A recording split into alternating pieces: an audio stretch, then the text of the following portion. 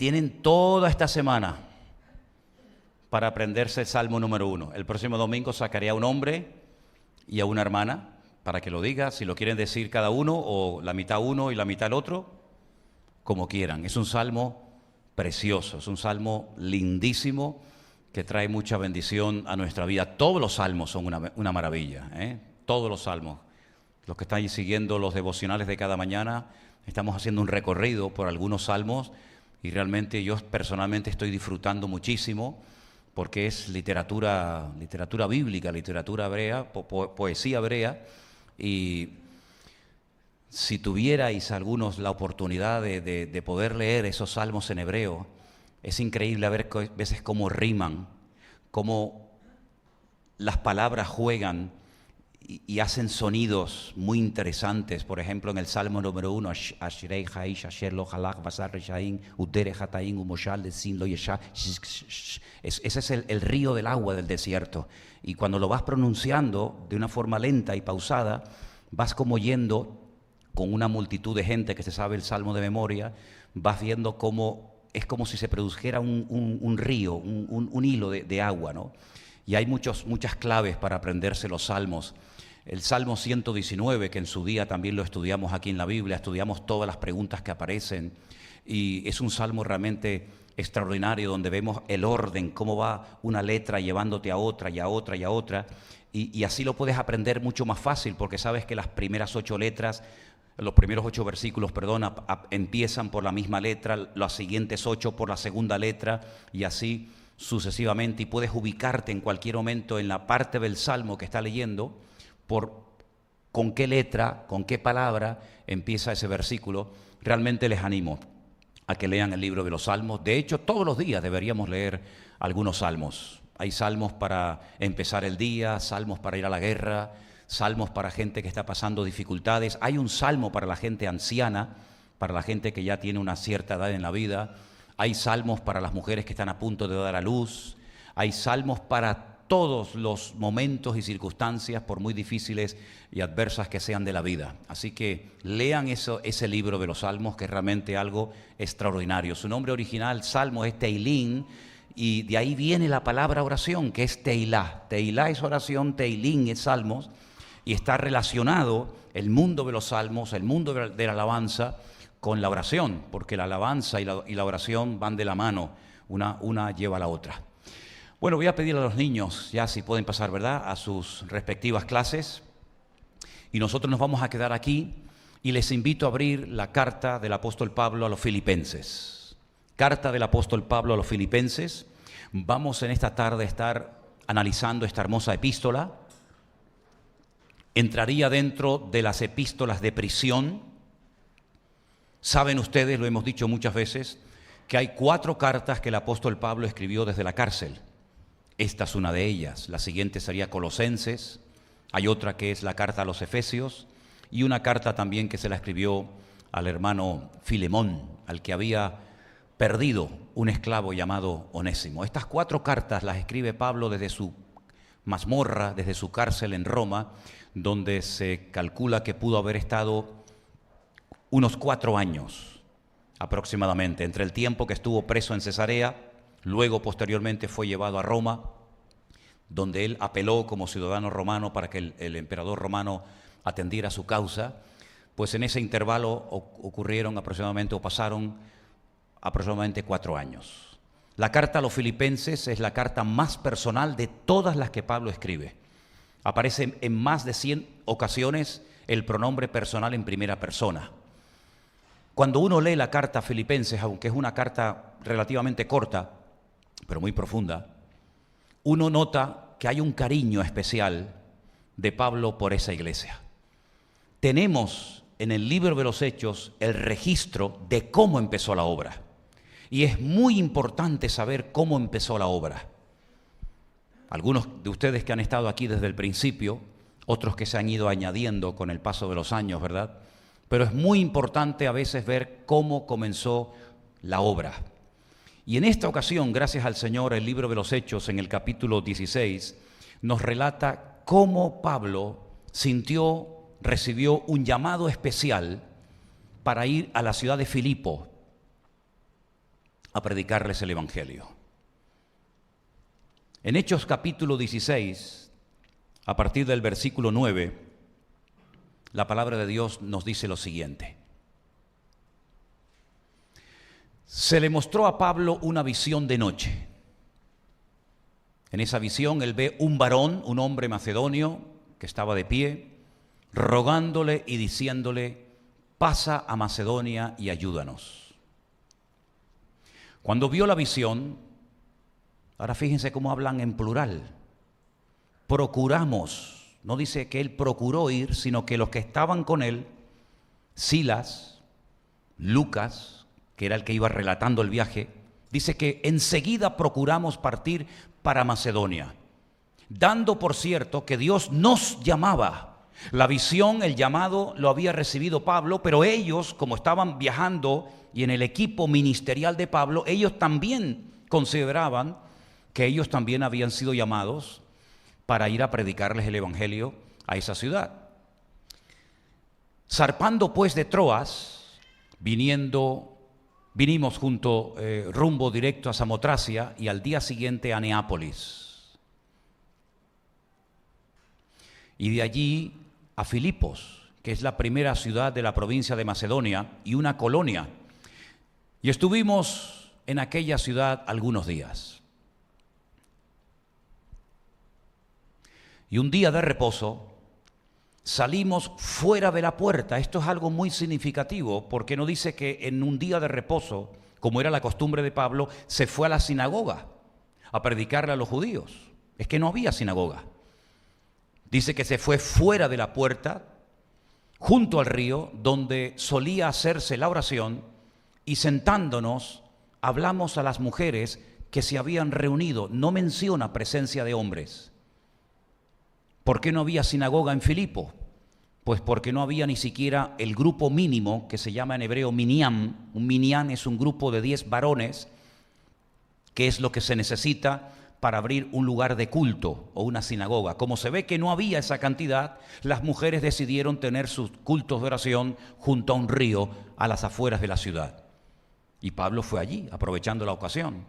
Y entonces allí estaba una mujer llamada Lidia, vendedora de púrpura, de la ciudad de Tiatira, que adoraba a Dios. Ahora, antes de terminar de leer este versículo, ¿por qué menciona el lugar de donde era Lidia? ¿Qué más da? Podía haber dicho el texto: había allí una mujer llamada Lidia que se dedicaba a vender púrpura, que adoraba a Dios, y omitir que era de la ciudad de Tiatira.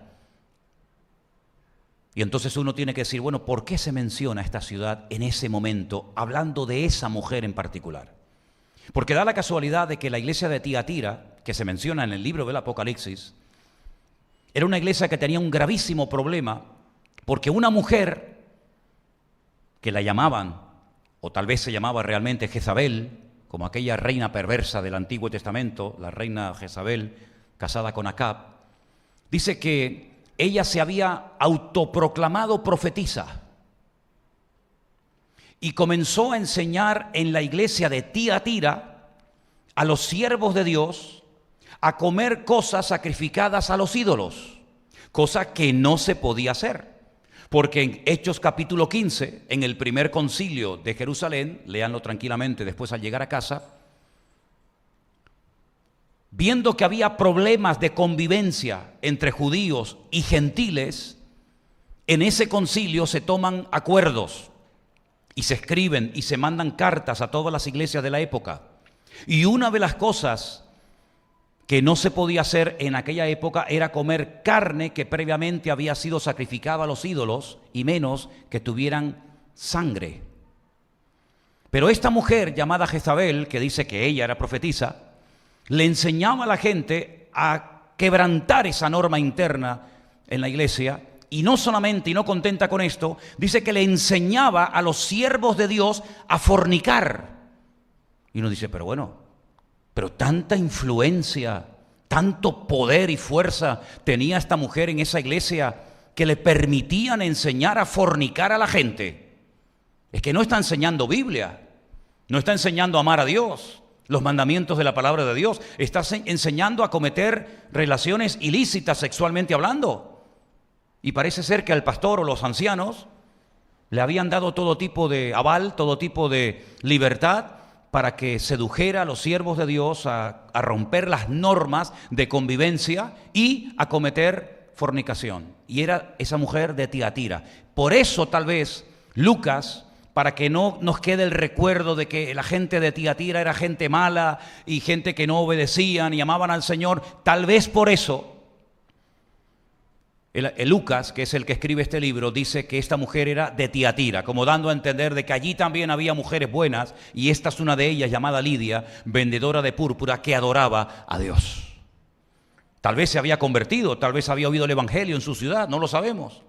Pero lo que sí dice el texto es que ella estaba oyendo y el Señor abrió el corazón de ella para que estuviese atenta a lo que Pablo decía. Espero que el Señor esta tarde también abra vuestros corazones para que ustedes estén atentos a lo que en este caso no Pablo, sino Manolo Sierra les está predicando en esta tarde. Y cuando fue bautizada, se ve que no estaba bautizada, y su familia nos rogó diciendo: si habéis juzgado que yo sea fiel al Señor, entrad en mi casa y posad. Y nos obligó a quedarnos. Aconteció que mientras íbamos a la oración, se ve que ya era otro día, nos salió al encuentro una muchacha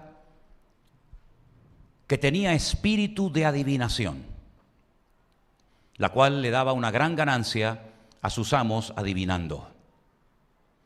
Esta, siguiendo a Pablo y a nosotros, daba voces diciendo: estos hombres son siervos del Dios Altísimo, quienes os anuncian el camino de salvación. Y esto lo hacía por muchos días. Mas desagradando a Pablo, éste se volvió y le dijo al espíritu: te mando en el nombre de Jesucristo que salgas de ella. Y salió en aquella misma hora. Pero viendo sus amos que había salido la esperanza de su ganancia, prendieron a Pablo y a Silas y los trajeron al foro ante las autoridades. Y presentándolos a los magistrados dijeron: estos hombres, siendo judíos, alborotan nuestra ciudad y enseñan costumbres que no nos es lícito recibir ni hacer, pues somos romanos. Y se agolpó el pueblo contra ellos, y los magistrados, rasgándole las ropas, ordenaron azotarles con varas. Realmente uno se puede preguntar a estas alturas: ¿tú me llamaste a esta ciudad, Señor? Porque tú me dijiste en una noche, en una visión, que viniera a Filipos a predicar tu palabra, y cuando llegamos no hay ningún hombre que se convierta, pequeño grupito de mujeres que se reúnen a las afueras de la ciudad por echar fuera este espíritu de adivinación de esta joven. Me meten en la cárcel y previamente nos dan a Silas y a mí una paliza tremenda con varas. Y la historia sigue diciendo que después de haberlos azotado mucho, los echaron en la cárcel y le mandaron al carcelero que los guardase con seguridad.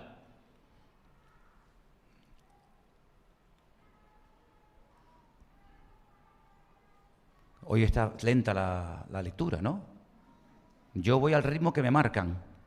El cual, recibido este mandato, los metió en el calabozo de más adentro y les aseguró los pies en el cepo. Pero a medianoche, orando, Pablo y Silas cantaban himnos a Dios y los presos los oían. Qué tremendo, ¿eh? Qué maravilla.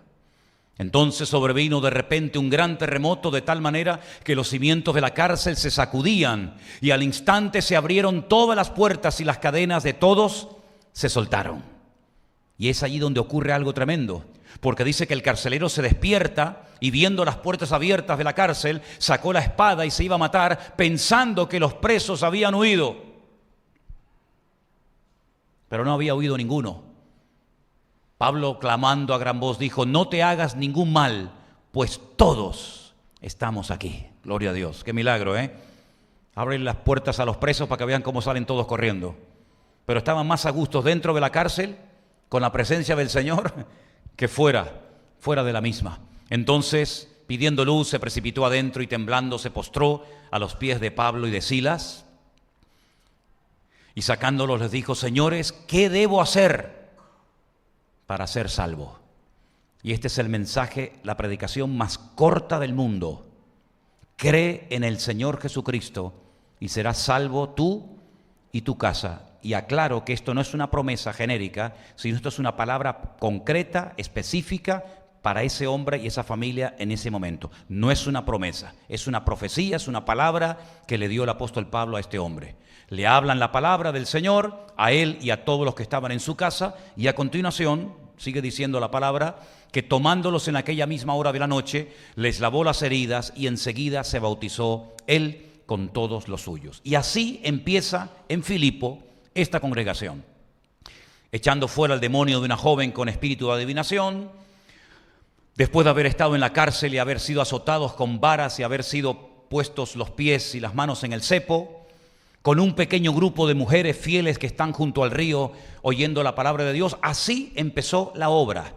Después, si seguimos leyendo el libro de los Hechos, vemos que Pablo y Silas, o Silvano, porque Silvano y Silas es la misma persona, siguen su viaje y se queda al frente de la congregación Lucas. ¿Cómo lo sabemos? Porque si ustedes siguen leyendo el libro de los Hechos, se van a dar cuenta de que ya él no se incluye en el relato bíblico, sino que durante 8 largos años Lucas se queda como pastor al frente de esa congregación. 10 años más tarde de los acontecimientos que hemos leído en esta noche, es decir, una década después de haber fundado de esta manera la iglesia en Filipo, es decir, a los filipenses, Pablo decide escribirles una carta desde la cárcel. Y esa carta, gracias a Dios, la tenemos entera en nuestras Biblias. Y es una carta donde él expresa amor por los filipenses. Es una carta donde él agradece a la congregación por haberse acordado de él en un momento durísimo por el que está pasando, que es en la cárcel y a punto de morir como un mártir de Cristo, y le mandan ofrendas, le mandan unas ofrendas, una ayuda económica para que él tenga algo para poder cubrir sus gastos mientras está allí en la cárcel. Y él escribe una carta y emplea la expresión olor fragante. Esto me ha llegado en el mejor momento. Sé que ustedes tenían el deseo de ayudarme económicamente para que yo pudiera tener mis necesidades cubiertas.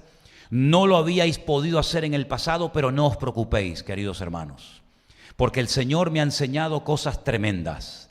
Me ha enseñado a vivir en abundancia y me ha enseñado a vivir en escasez.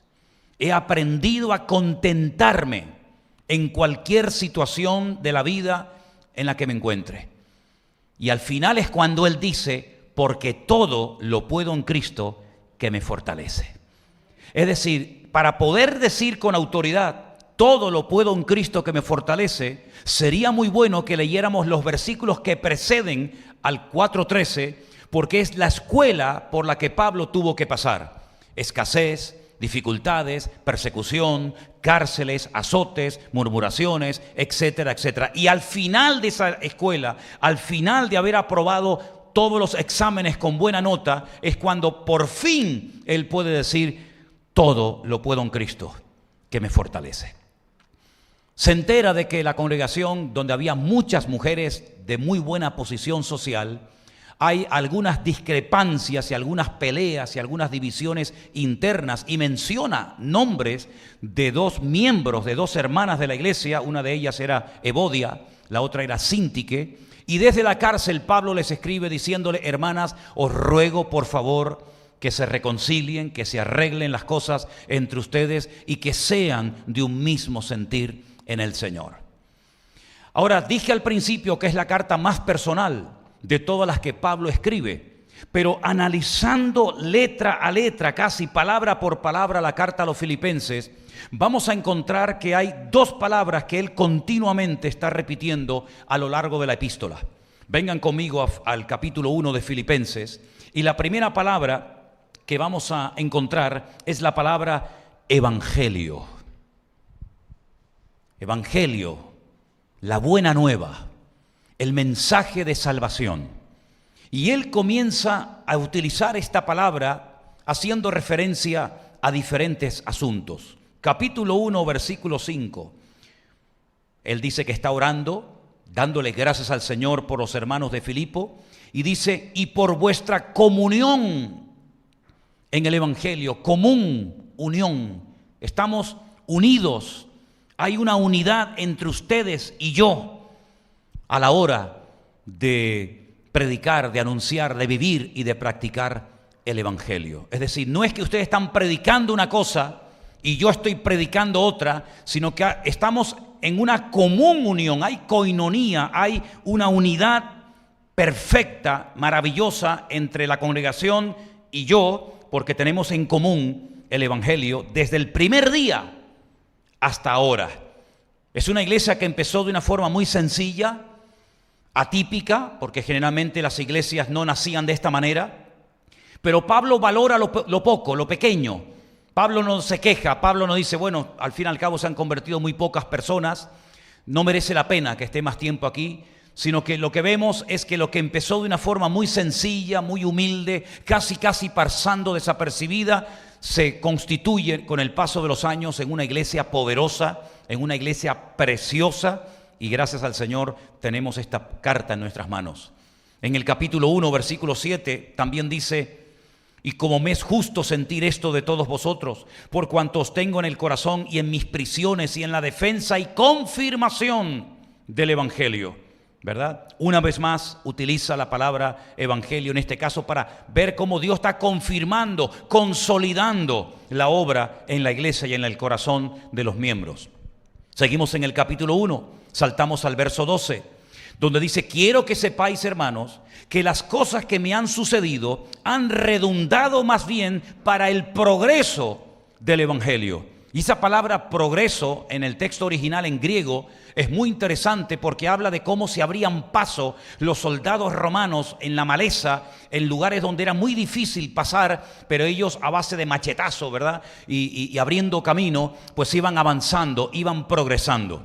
Y el apóstol Pablo dice, es verdad, ha habido dificultades, ha habido persecuciones, ha habido llanto, ha habido lágrimas, ha habido derramamiento de sangre, pero todo eso, quiero que sepan, que no ha sido un freno al Evangelio, sino al contrario, todo esto ha redundado para el avance, para el desarrollo, para el progreso del Evangelio. En el capítulo 1, el verso 17, Pablo dice, pero los otros por amor, sabiendo que estoy puesto para la defensa del Evangelio. Le habían informado de que había personas que querían imitarlo, querían hacer lo que él hacía, predicar como él predicaba, viajar como él viajaba, por envidia, por celos, para hacerle, digamos, la competencia, por decirlo de alguna manera, y esto se lo habían dicho a Pablo, y Pablo dice, bueno, pues están predicando a Cristo, sí, ¿lo hacen por envidia? Sí, hermano, bueno, pues están predicando a Cristo, ¿por qué sigan predicando a Cristo? Ellos tendrán que rendir cuenta delante de Dios, a ver por qué ellos también quieren vivir y viajar y predicar y enseñar como yo. Aquí lo importante es que se está predicando el Evangelio, dice, y yo estoy puesto para la defensa del Evangelio. A veces hay momentos en los que Dios nos da oportunidad para proclamar el Evangelio, pero habrá muchos momentos en tu familia, en tus compañeros de trabajo, en la universidad donde vives, donde te desenvuelves, donde tendrás que defender el Evangelio. Y dice la Biblia que tenemos que estar siempre preparados para defender, para presentar respuestas coherentes ante todo aquel que demande razón de la esperanza que hay en nosotros. Y Pablo sabía que no solamente él tenía la obligación y el deber de predicar el Evangelio. De hecho dijo, ¡ay de mí! Si no anuncio, si no proclamo y si no predico el Evangelio. Pero también sabía, y lo hizo muy bien desde la cárcel a través de sus epístolas, que a veces él tenía que defender y pelear a favor del Evangelio. En el capítulo 1, el versículo 27, vuelve otra vez a aparecer la palabra. Solamente que os comportéis como es digno del Evangelio. Usted puede proclamar el Evangelio, puede defender el Evangelio, puede creer en el Evangelio, pero la pregunta es, ¿y está viviendo dignamente conforme a las exigencias del Evangelio? No es a los filipenses, sino a los romanos que en cierta ocasión Pablo les dice, yo no me avergüenzo del Evangelio, porque es poder de Dios, pero que nunca el Evangelio se tenga que avergonzar de nuestra conducta y de nuestro mal testimonio ante la sociedad. Pablo dice que tenemos que vivir dignamente conforme al Evangelio. Y al final del capítulo 1, verso 27, dice, por la fe del Evangelio. Claro que nosotros tenemos fe en el Evangelio, en la buena nueva, en la buena noticia de que Cristo vino, murió y resucitó y ascendió y volverá. Todo eso forma parte del Evangelio y de nuestra fe también en el Señor. Capítulo 2, versículo 22, Él dice, pero ya conocéis los méritos de Él, que como a hijo a padre ha servido conmigo en el Evangelio. Servir, no servirse de, sino servir a, servir al Señor con el Evangelio, predicando su palabra. Otro concepto interesante del Evangelio. Capítulo 4, versículo 3, nuevamente vuelve a aparecer la famosa frase o la famosa palabra. Asimismo te ruego también a ti, compañero fiel, que ayudes a estas que combatieron juntamente conmigo en el Evangelio. Es decir, hace referencia a personas que se jugaron la vida, que no fueron cobardes, que no tuvieron miedo, que no salieron corriendo ante la adversidad, ante la persecución, ante la oposición de los enemigos, sino que pelearon, combatieron en el Evangelio juntamente con Él. En el capítulo 4, versículo 15 también dice, sabéis también vosotros, oh filipenses, que al principio de la predicación del Evangelio, los que habéis tomado nota, o los que después escucharéis más detenidamente este estudio, este mensaje, os habéis dado cuenta de que Pablo utiliza el término, la palabra evangelio, para muchos asuntos diferentes que tienen que ver con nuestra relación con Dios y con nuestra responsabilidad y nuestros deberes cristianos. Aparece muchísimas veces la palabra evangelio, buena nueva, en su carta. Pero sorprendentemente, otra palabra que aparece muchísimo en la epístola de Pablo a los Filipenses es la palabra gozo.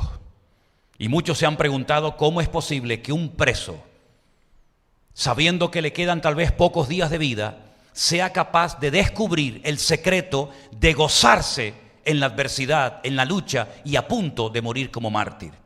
Hagamos nuevamente un recorrido a lo largo de la epístola y veamos dónde aparece esta palabra. Capítulo 1, versículos 3 y 4. Doy gracias a mi Dios siempre que me acuerdo de vosotros, siempre en todas mis oraciones, con gozo por todos vosotros. No oraba quejándose, no oraba lamentándose, sino que cuando se acordaba de esa iglesia, de esos miembros, del tiempo que él estuvo allí al frente de la congregación, dice, oro, clamo al Señor por vosotros, con gozo en mi corazón, no con dolor, no con tristeza, sino con gozo. Versículo 4 dice, siempre en todas mis oraciones con gozo por todos vosotros. Versículo 18, ¿qué pues?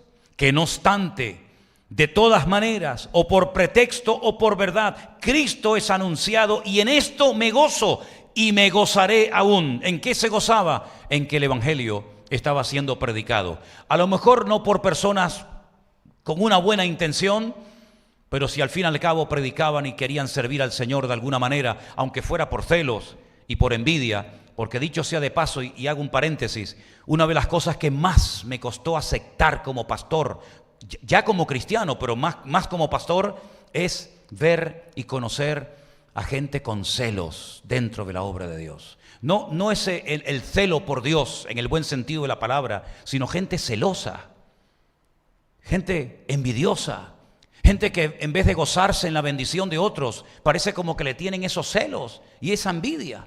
Y eso no es nada nuevo, eso ha existido siempre y en la época de Pablo más todavía.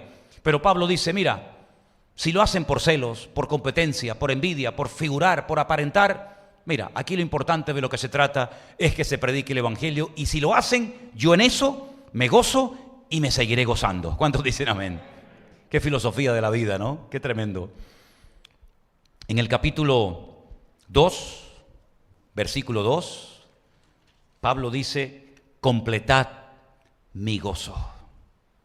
Complétenlo, únanse al gozo que yo tengo, no se queden fuera. Yo estoy bendecido, júntense, péguense a mí para que se les pegue la bendición. Yo estoy gozoso, júntense a mí. ¿Estás triste? Pues pégate a un gozoso. Yo siempre digo, miren hermanos, en el mundo natural la salud no se pega, lo que se pega es la enfermedad, ¿sí o no? En el mundo natural, un sano se junta a un enfermo y no lo cura. Pero ojo, que hay enfermedades y sabemos que estamos en tiempos en los que tenemos que guardar ciertas distancias y ciertas medidas. ¿Por qué? Porque hay cosas que se pegan. Pero en el mundo espiritual, algo que se da, y tenemos que descubrirlo y valorarlo, es que hay bendiciones que se pegan. ¿Cuántos creen eso? Algunos se preguntarán, ¿y usted puede demostrar esto bíblicamente? Claro, si no, no me atrevería a decir esto. Les voy a poner 2 ejemplos. La Biblia dice que cuando un día, y no me voy del tema, solamente a modo de ilustración, cuando Jetro, que era el suegro de Moisés, llega un día al campamento y ve a Moisés con tantas responsabilidades, con tanta gente que atender, que el hombre no tenía tiempo ni para descansar, ni para comer, ni para dormir, lo llama aparte y le dice, no vas a poder atender tú solo a tanta gente. Por muy temprano que te levantes, por mucha gente que quieras atender, siempre quedarán más por ser atendidos que los que has atendido. Por lo tanto, le dio un consejo y Moisés lo aceptó. Fue humilde y dijo, bueno, mi suegro me está dando un buen consejo. Y es que delegue a en personas de confianza, pues la responsabilidad para que juntos trabajemos y hagamos un equipo, ¿verdad? Y ellos puedan atender gente y yo también, y así podemos atender a mucho más personas del pueblo. Dice que nombró a 70 varones. Fueron al tabernáculo, aquella carpa, aquel templo portátil que se usó durante años en el desierto, y dice que el Señor tomó del espíritu de Moisés y se lo pegó, se lo metió a ellos. Es decir, no eran 70 competidores, esto no era una pelea, un saco de gatos peleándose el unos contra el otro, sino eran personas que iban a tirar del mismo carro, con el mismo sentir, con la misma carga, con la misma pasión, con el mismo fuego que tenía Moisés en su corazón. Y si vamos al Nuevo Testamento, cuando el Señor Jesucristo le dice a sus discípulos, vayan a visitar las aldeas y preparen el terreno y anúnciele que dentro de poco iré a visitarles, dicen, cuando lleguen a alguna casa y no os quieran dar hospedaje, lo cual era casi obligatorio en aquella época y se valoraba mucho, si no os reciben en una casa, vuestra paz quedará con vosotros, se volverá a vosotros. Pero si en una casa os hospedan, coman lo que les pongan, aunque no les guste, cómanlo, no vayan saltando de una casa a otra, quédense allí, dice, vuestra paz reposará sobre los habitantes de ese hogar. Luego nosotros transmitimos no solamente la parte genética en la vida de nuestros hijos, sino que también nosotros transmitimos, queriendo o sin querer, nuestro espíritu. Por eso yo digo, usted está triste, busca un hermano alegre y algo bueno se le pegará. Tal vez por eso el mundo inventó un refrán, no es bíblico, pero es del mundo y dice, ¿cómo dice? El que a buen árbol se arrima, buena sombra le cobija. De ese no me acordaba mucho, pero del bíblico sí me acuerdo. El bíblico dice, anda con sabios y sabio serás. ¿Cuántos dicen amén? ¿Usted quiere ser sabio? ¿Cuántos quieren ser sabios? Busque a uno que sea sabio y péguese a él, algo se le pegará. ¿Usted quiere ser una persona de fe? Péguese a uno que tenga mucha fe y algo se le pegará. Y por eso vemos en la palabra de Dios que el gozo del Señor, que es nuestra fortaleza, también es contagioso.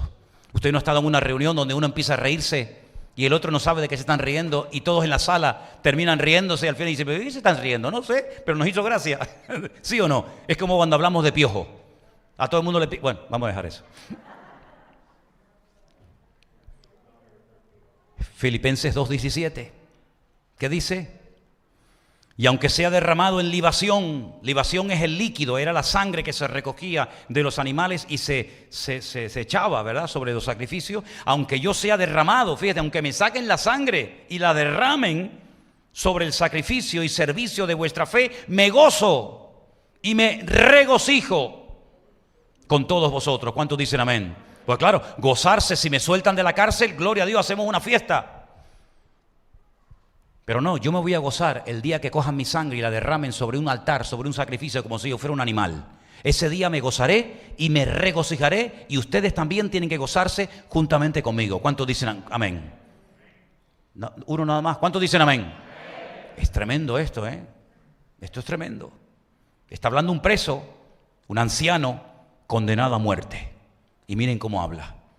Capítulo 4, es el último versículo, versículo 10. En gran manera me gocé en el Señor. Ahí está la clave, en el Señor. En gran manera me gocé en el Señor de que ya al fin habéis revivido vuestro cuidado de mí, de lo cual también estabais solícitos, pero os faltaba la oportunidad. Es decir, en esta carta, Pablo le enseña a los filipenses que él, que es el que peor lo está pasando, que está, entre comillas, privado de libertad, tiene más gozo que toda la iglesia en peso. Es decir, ustedes no tienen que estar preocupados por mí. Ustedes no tienen que estar tristes por mí, porque yo me estoy gozando aquí adentro como ustedes ni se imaginan, porque el evangelio está siendo predicado, porque el evangelio ha sido confirmado entre ustedes, porque el evangelio lo están llevando a la práctica hasta las últimas consecuencias. Y como parte del evangelio, si yo tengo que morir como si fuera un animal, derramando la última gota de mi sangre, en ese momento me seguiré gozando en el Señor. Y quiero que ustedes también se gocen juntamente conmigo. ¿Cuántos dicen amén? Es tremendo, es una carta realmente extraordinaria, es un manual práctico para vivir una vida cristiana victoriosa. Y esto sí me lo acabo de inventar ahora mismo. El libro de Filipenses es un manual práctico para vivir una vida cristiana victoriosa.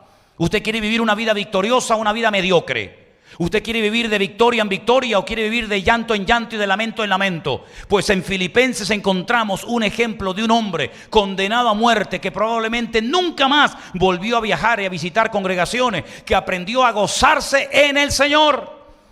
Y como Pablo no escribía las cartas, sino que las dictaba, a los teólogos les ha llamado mucho la atención cuando el apóstol Pablo le está dictando a Silas la carta, y en el capítulo 4 encontramos lo siguiente. Pablo está dictando, seguramente caminando por la celda de un lugar a otro.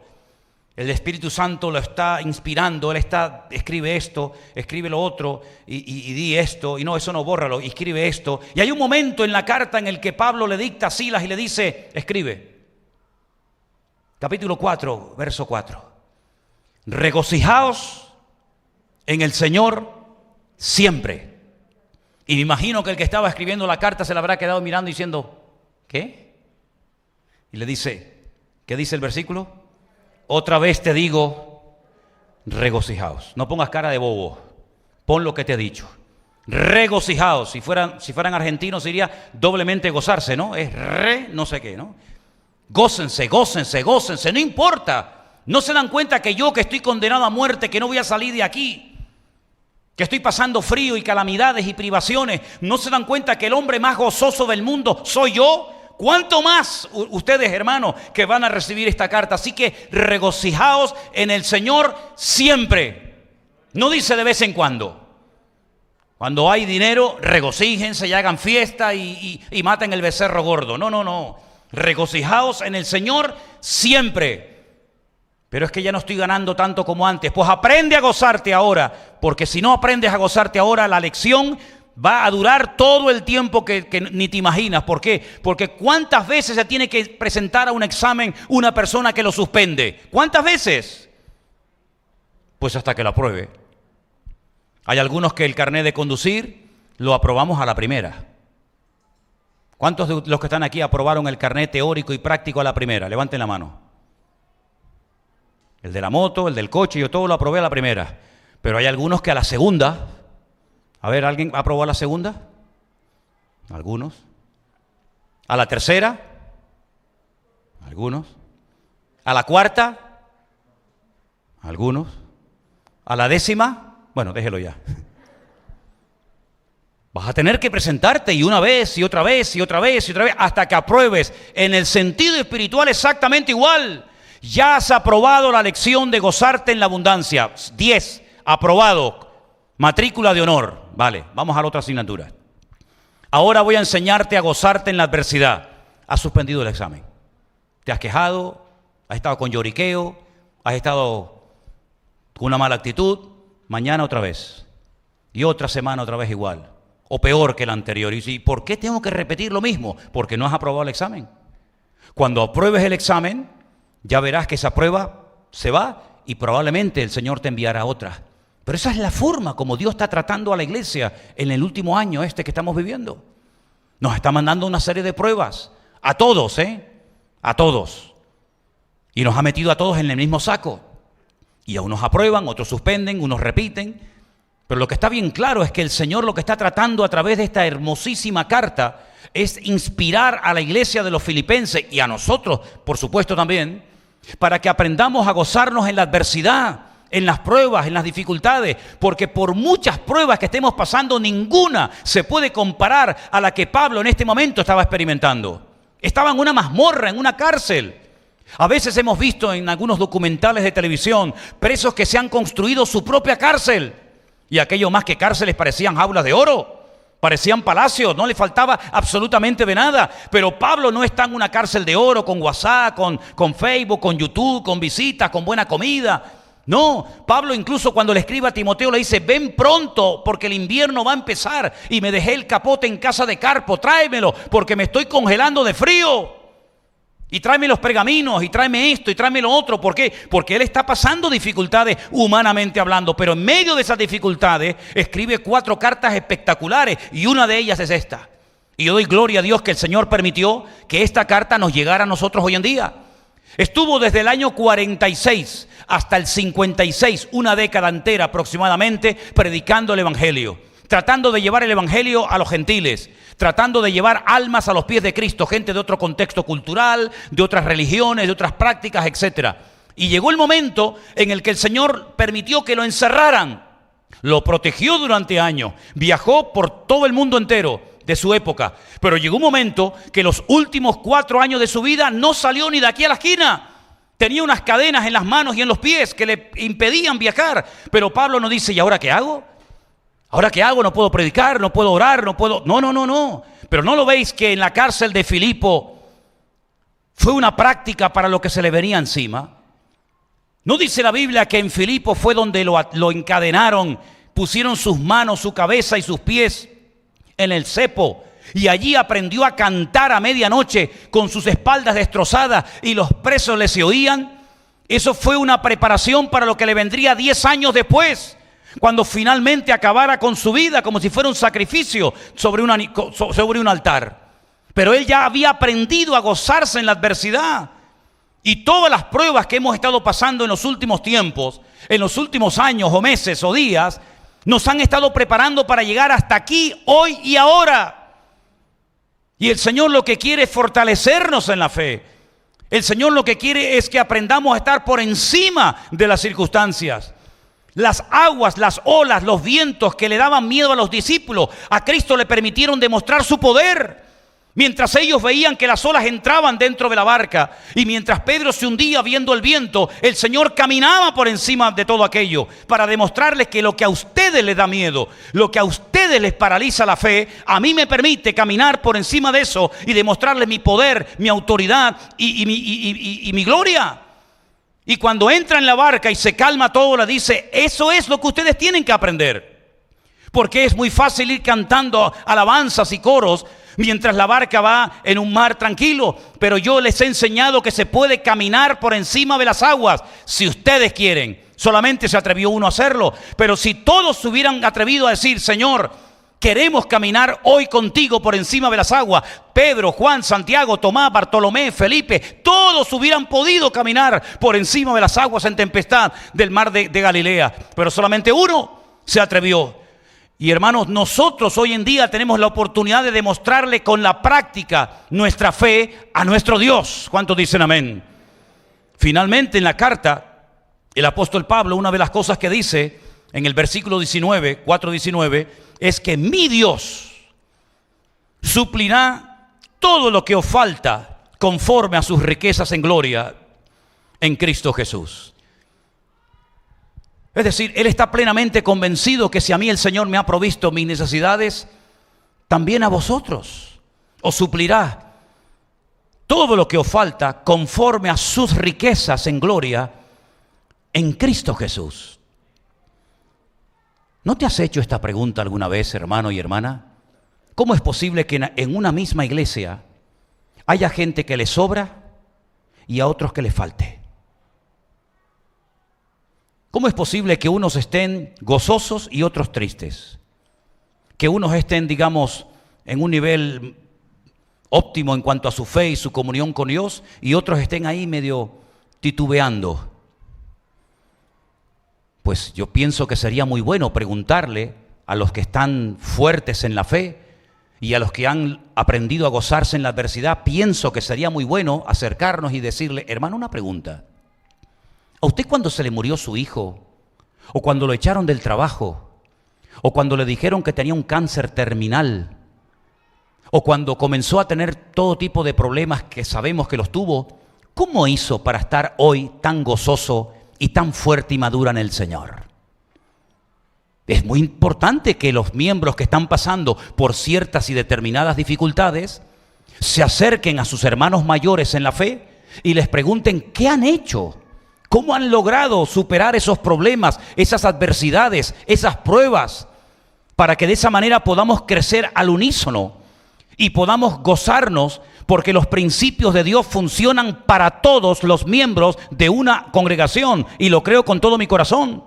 Por eso Pablo lo que está diciendo aquí es algo tremendo. Él está diciendo: mi Dios, que era el Dios de todos los filipenses, suplirá todo lo que os falta conforme a sus riquezas en gloria en Cristo Jesús. Esto sí que es una promesa. Esto es una promesa genérica para toda la congregación. Es decir, el Dios que me ha provisto a mí, el Dios que me ha cuidado, el Dios que me ha usado, el Dios que me ha bendecido hasta aquí, es el Dios que ustedes tienen. Por lo tanto, no es que yo sea de un nivel superior a ustedes, sino que ustedes tienen que aprender que hay cosas que se aprenden con lágrimas, con sufrimiento y con dolor, pero que cuando las aprendes funcionan para toda tu vida. ¿Cuántos dicen amén? Y por eso Pablo termina diciendo: a Dios y Padre de nuestro Señor Jesucristo, a Él sea la gloria por los siglos de los siglos. Amén. Luego hay dos porciones en la carta que son realmente espectaculares. Yo les voy a pedir que ustedes tranquilamente las lean en casa. Y una es la porción que va del capítulo 2, del versículo 5 al 11. Repito, capítulo 2 del 5 al 11, donde se habla de la humillación y exaltación de la misma persona, de Cristo. El que se despojó, el que se anonadó, el que se hizo nada por nosotros, el que toma forma humana y decide humanarse en forma de siervo y ser obediente hasta la muerte y muerte de cruz. Fíjate lo que está describiendo el apóstol Pablo aquí. Es decir, a él está casi pasando lo mismo. Pasó de un ministerio próspero y conocido a nivel mundial a estar privado de libertad, a estar siendo humillado de una forma tremenda.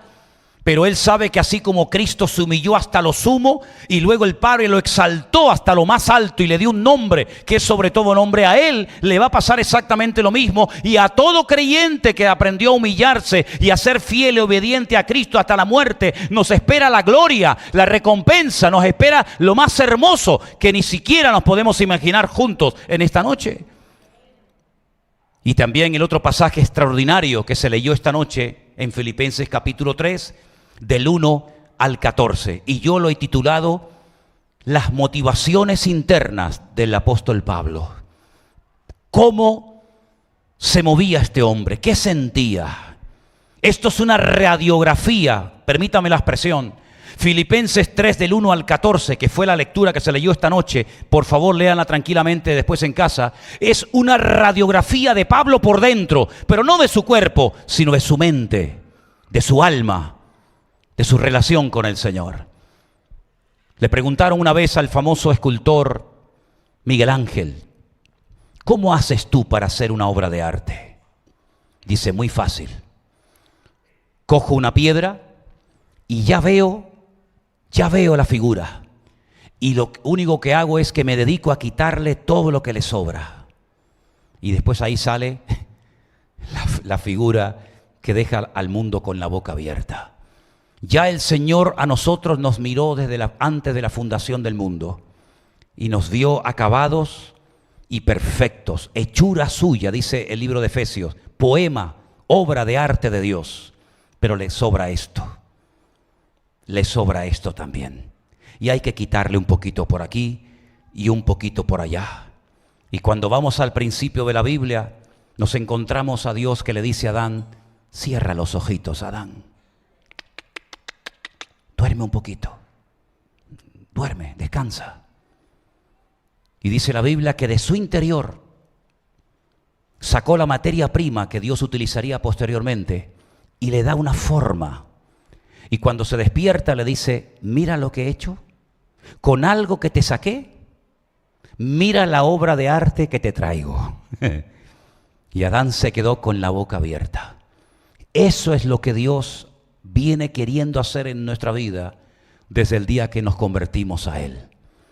Estad quietos, esperad en el Señor, pacientemente esperé en el Señor. Y mientras descansamos en Dios, Dios comenzará a podar las ramas secas de nuestra alma. Dios comenzará a esculpir la figura de Cristo en nosotros, de tal manera que cuando nos despertemos de este sueño, podamos ver la obra maravillosa que Cristo ha hecho en nosotros. Por eso Pablo le dice a nuestros hermanos de Filipo, pónganse de pie por favor: estoy persuadido de esto. Filipenses 1, versículo 6. Estoy convencido de lo que les voy a decir ahora, que el que comenzó en vosotros la buena obra, la perfeccionará hasta el día de Jesucristo. Te vuelvo a repetir ese versículo. Estoy persuadido de esto, que el que comenzó en vosotros la buena obra, la perfeccionará hasta el día de Jesucristo.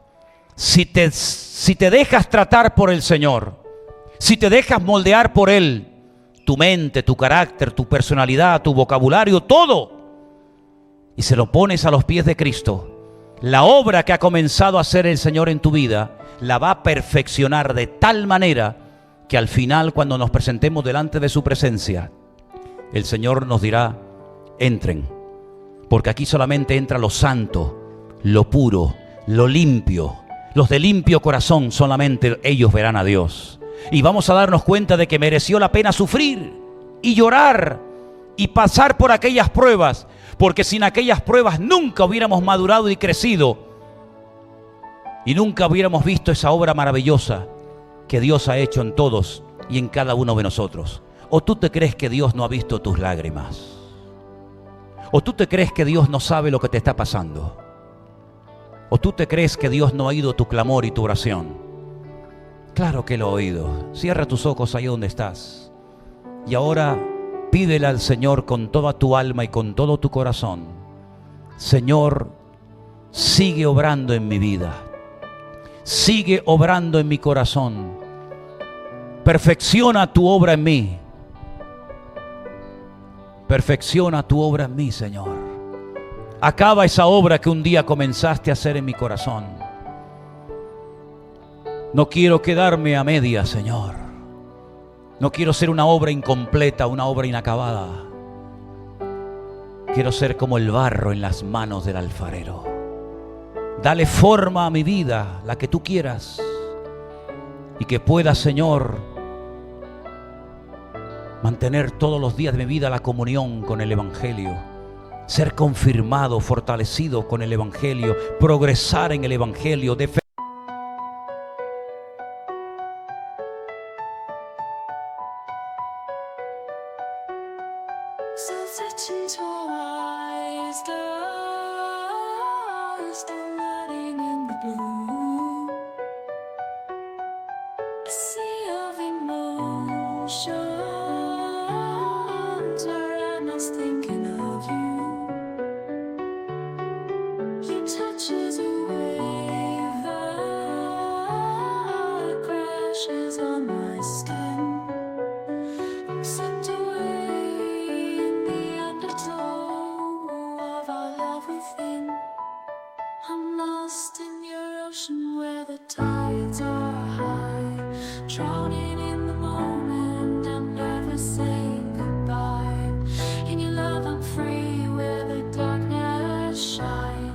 Lost in your ocean, Entender el Evangelio, vivir dignamente según el Evangelio, creer y tener fe en el poder del Evangelio, servir a Dios predicando el Evangelio, combatir con el Evangelio y predicar la buena nueva a todo el mundo que tú me pongas por delante.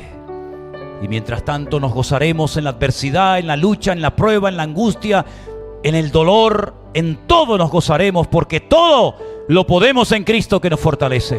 Y si algo nos falta, mi Dios suplirá todas mis necesidades conforme a sus riquezas en gloria en Cristo Jesús, Señor nuestro. Gracias por esta joya, gracias por este regalo hermoso de esta epístola a los Filipenses que nos anima y fortalece nuestra fe. Señor, gracias por tu bendita palabra, que reflexionemos y meditemos en ella todos los días de nuestra vida y que a ti te demos toda la gloria y la honra en el bendito nombre de Jesús. Amén. Y amén. De ese fuerte aplauso a nuestro Dios en esta tarde. A Él.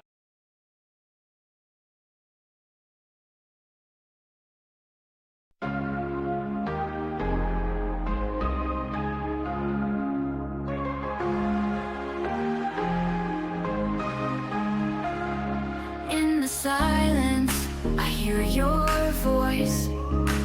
Whispers of forever, a heartfelt choice. To love without limits, to give without shame. In your eyes my heart finds its flame. We'll chase the sunset.